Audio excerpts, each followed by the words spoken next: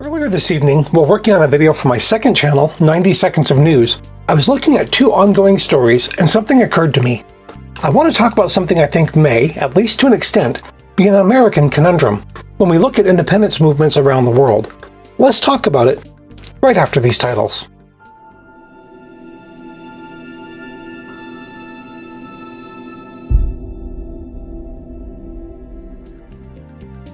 On my second channel, I have been talking a lot about the Catalonia crisis in Spain.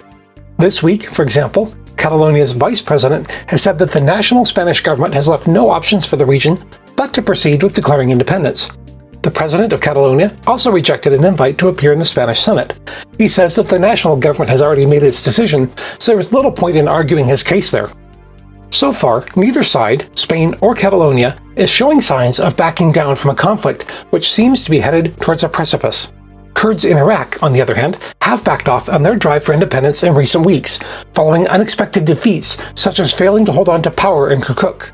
Many experts suggest they overplayed their hand, forcing the strong response from the Iraqi government, and that this has left the Kurds shocked and stunned, at least for the moment. And other independence, separatist, and autonomy movements exist around Europe, such as Scotland and parts of Italy, and around the world. As an American, I find myself torn. On the one hand, I look at these situations through the lens of the American Revolution, where the US declared independence from Britain, and this, of course, is viewed in the US as a grand and noble cause.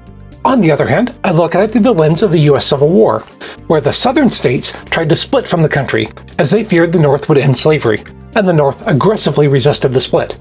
And yes, before anyone comments, the US Civil War was largely on the subject of slavery. There may have been other factors at play, but if you look at what the South was saying, it was all about clinging to slavery. Anyway, here I side with the North, and against the region of the country declaring independence from the whole. Maybe that is why I find these situations around the world so fascinating. Just like when Scotland held its own referendum a couple years ago. Part of me really wanted them to go for it. Not necessarily a logical part, but that American revolutionary in me. In the end, I think this may be an American conundrum.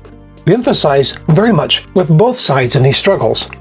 We understand the desire to govern your own affairs, to live by your own principles, and to determine your own fate. But we also see these revolutions as a threat to a sometimes frail balance that exists in the world today, and, admittedly and selfishly, to our own interests and alliances. There are no easy answers. There is no one American worldview, so there is no one American stance or opinion. Many Americans, like me, probably watch these situations, both hoping and fearing the outcomes of these independence movements. So what do you think? Do you support any of these movements? Do you feel that what I'm talking about today is an American conundrum? Or am I just being closed-minded? Let's discuss or debate in the comments below on YouTube as you see fit. If you're so inclined, please consider liking and sharing this video and subscribing for more like it. I'll be back on Friday with my weekly news and current events video.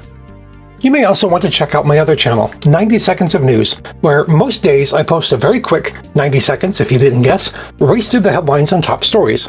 That's just a shameless plug. Sorry. Oh, and for the record, be good. And if you can't be good, be wicked well.